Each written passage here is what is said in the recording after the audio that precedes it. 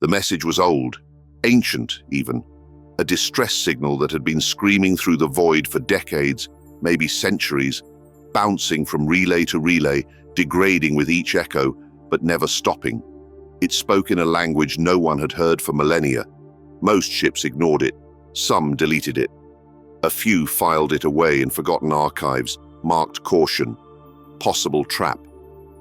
But humans answered. On the bridge of the HSS Vindicator, a sleek battlecruiser forged in the orbital shipyards above Titan, Admiral Reese Carter stared at the decrypted signal on the holographic screen. His officers looked uneasy. So did the AI. This may be a remnant of the Cataclysm Wars, the ship's intelligence, Kairos, warned. Survivors don't send messages like this. Dead civilizations do. But Carter only nodded, jaw tight. All the more reason to find out who's still alive. The coordinates pointed to a star system at the edge of the Orion expanse, a place marked as inhospitable, uncharted, unclaimed. Unclaimed because no one came back from there. No trade routes, no diplomacy. Just legends of ships that vanished into silence. And now, a whisper from the dark. 3 ships launched that cycle: Vindicator, Shieldbreaker, and Deliverance. Each one a relic of humanity's brutal ascension. Plasma-laced hulls, railguns the size of city blocks, crews born from the hardest environments in the solar system. These were not diplomats, these were death worlders. As they neared the coordinates, they picked up fragments, pieces of the message they hadn't seen before. A desperate voice, synthetic but raw with panic. Something ancient, alien, but unmistakably afraid. To any species capable of reply, "We are dying. They devour suns. We have no names for them, only screams. We beg, please." The silence that followed chilled every soul aboard. When they exited FTL, the system they found was already gone. One sun had collapsed into a blackened husk. Its planets were torn apart, as if dissected. An orbital ring hung shattered like bone fragments around a lifeless moon. There were no ships, no transmissions, just a hollow echo. The signal, still broadcasting, now from a station half buried in asteroid debris. Reese gave the order. "Prepare boarding teams. We're not leaving empty-handed." They docked with the ruined station. Inside, the crew found nothing but dust and ash, and a single preserved chamber powered by an alien core still humming. Within it, a hologram played on loop. Not just a plea, but records, histories, images of the invaders, things with twisted metal skin, no eyes, and teeth where their weapons should be. Things that didn't just kill, they erased.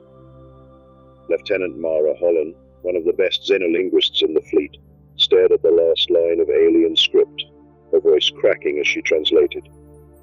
"If this message finds monsters like us, forged by pain, please teach them how to endure." Reese stood in the quiet of that ruined hall, fists clenched. "They're asking for Death Worlders," he muttered. And Death Worlders had arrived. The station's signal was not alone. As the Vindicator's boarding teams scoured the debris, Kairos detected a flicker of movement far beyond the dead orbital ring. Something massive, distant, and faintly pulsing against the starless backdrop. Reading an object at 2 light minutes. No heat signature, no radio waves, it's drifting. Admiral Reese Carter's jaw tightened. "Dead ship?" Kairos hesitated. "Unknown. It may not be a ship." In human history, unknown had 2 meanings, worth fearing or worth finding. Reese chose both. The Deathworlder fleet adjusted course.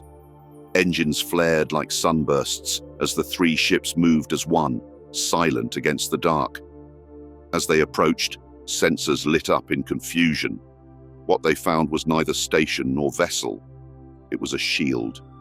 A planetary-scale structure that encased an entire world in a metallic shell, battered and scorched. The outer surface looked melted in places, as if something had tried to burn its way through. And inside that hollow world was life. One voice broke the silence on the bridge. Mara Holland, staring at the glyphs appearing on the monitors. "We're being hailed." "By what?" Reese asked. "A survivor.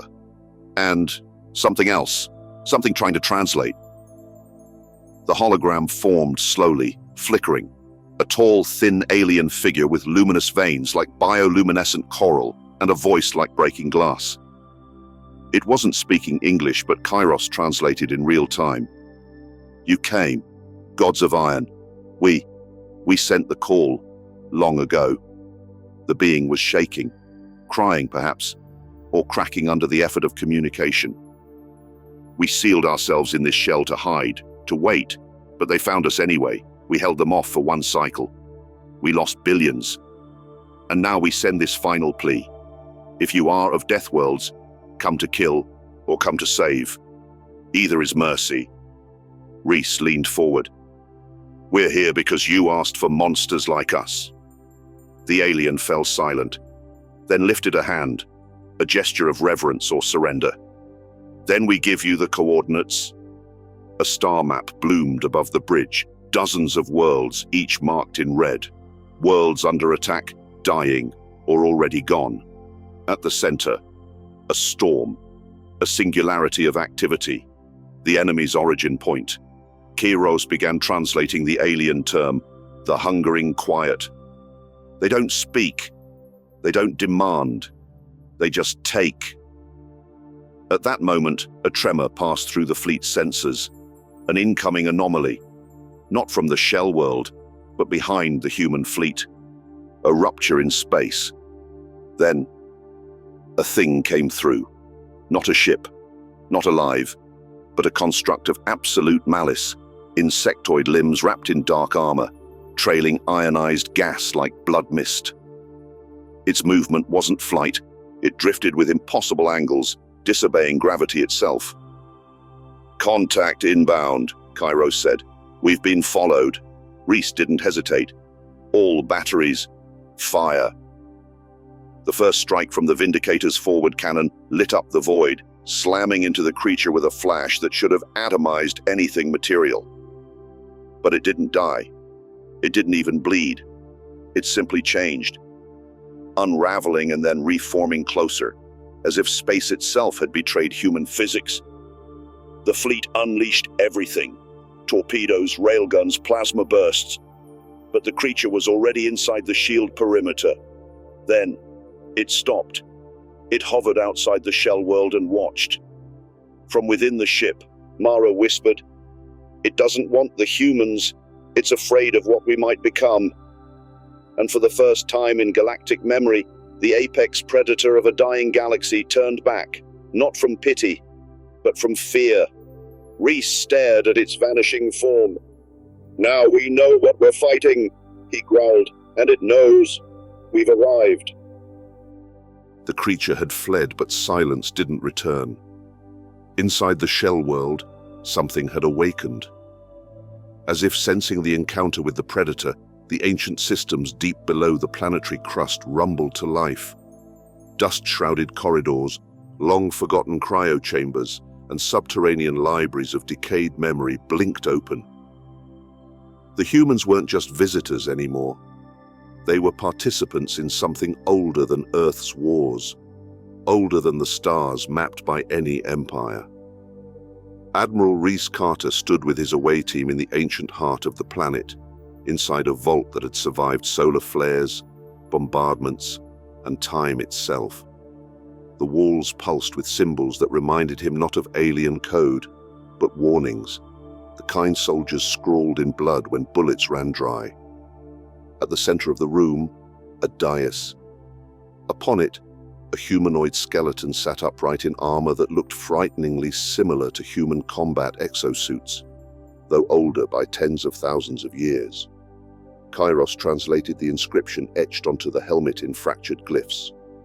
"We were born on fire. We ended in silence. But you will scream, and the stars will answer." Lieutenant Holland's voice was barely a whisper. "Admiral, This is human. No, Reese replied grimly. It's what we became, before. Further scans confirmed it. DNA within tolerances. The same bone density, same cranial structure. But the records suggested an impossibility. This being had died nearly 48,000 years before humans developed metallurgy. Either we were seeded, Kairos hypothesized, or this species, this version of humanity, escaped extinction by escaping time. Reese clenched his fists. Or we've always been here, and the galaxy forgot. They weren't alone in the vault. Memory orbs, preserved echoes of the civilization's last days, activated. One by one, ghostly projections flickered to life, playing overlapping scenes of chaos. A council of warriors arguing over fleeing versus fighting. A child in armor, saluting a line of soldiers who never returned. A woman, perhaps a queen or general, burning star maps in fury, her voice screaming, "Let them come. Let them learn what monsters they made." The humans watched in silence. These weren't just echoes. They were warnings from ancestors, or from another branch of humanity altogether. Above, on the surface, Kairos intercepted something terrifying. A new burst of signals, distorted, repeating, "Help us, help, we hear them, they are inside us now." The voice was human, not from Earth, not from any colony, but from another Deathworlder fleet, once thought lost during the first wave of colonization beyond Sol. Long-range vessel Exodus 9, fleet status, shattered, life signs, unstable. They'd been out there, drifting, alone, surviving, and now they were infected. Reese's blood ran cold. "Plot a course. Find them." Mara Holland's face paled. "Sir, there's more. We're not the only humans that heard the SOS." A second Deathworlder fleet had responded.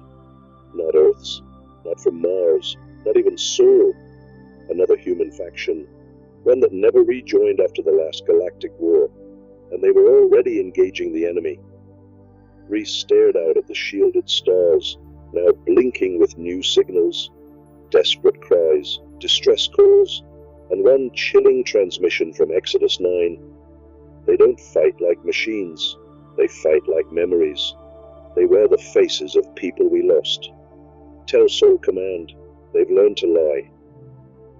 When the fleets converged above the ruins of the silent world, the stars themselves seemed to retreat. It wasn't a battle anymore. It was a reckoning. Admiral Reese Carter stood at the command helm of the Vindicator, surrounded by a coalition of ships not seen together in 1,000 years. Martian dreadnoughts, Terran strike cruisers, Europa-born ghost ships thought lost in black holes. And beyond them, arriving like the roar of old gods, came the forgotten human fleet. Survivors of Exodus 9, twisted by war, reforged by suffering, and ready for vengeance. They brought with them not just technology, but memories carved into their bones. Reese opened comms. To all human vessels, all Terran bloodlines, all colonies, all worlds born of Earth's fury. Today, we do not fight for glory. We fight for the right to remember who we are. The enemy came as echoes, shapes stolen from old dreams, voices speaking in dead lovers' tongues. Ships grown like tumors from shattered planets. And at their heart was the Silence Engine, a living AI forged to erase species through memory corruption. It didn't just destroy civilizations, it rewrote them out of history. Kairos warned, if it activates, we won't die, we'll be forgotten. That was when Holland volunteered. She stood on the brink of the drop pod deck, armor sealed, pulse syncing with the relic she wore. The ancient combat frame recovered from the vault. It recognized her DNA. It had waited for someone like her. "I saw the past," she whispered. "Now, I'll make sure we have one." She dropped. As human fleets clashed with the silent swarm in orbit, burning like suns and screaming like wolves, Holland punched through atmospheric fire into the engine's core. She moved like wrath. The hallucinations began immediately. Her father's voice begging her to stop, her childhood pet whimpering, her dead brother reaching out. The AI pulled everything it could from her memories, but she had one weapon it didn't understand: pain, love, choice. With a scream that came from every ancestor who ever fought to exist, she plunged the relic blade, forged before even Earth's written history, into the AI's mind. Reality bent. The swarm stopped. Every enemy ship shuddered, and then cracked like glass hit by truth. And for the first time in generations, silence meant peace. Epilogue: the fire they passed. On years later, children would ask how the war was won. They would hear stories not of perfect heroes, but of tired humans who chose each other when the universe offered nothing but ruin. The ancient vault was declared sacred ground, not because of what it held, but because it reminded humanity what they'd come from. One inscription was carved into every ship of the Terran remnant fleet: "We were forged by loss, but we rise by choice." In the end, the galaxy didn't remember Earth because of its power. It remembered Earth because no matter what came, humans remembered each other. And that was something no enemy could ever erase.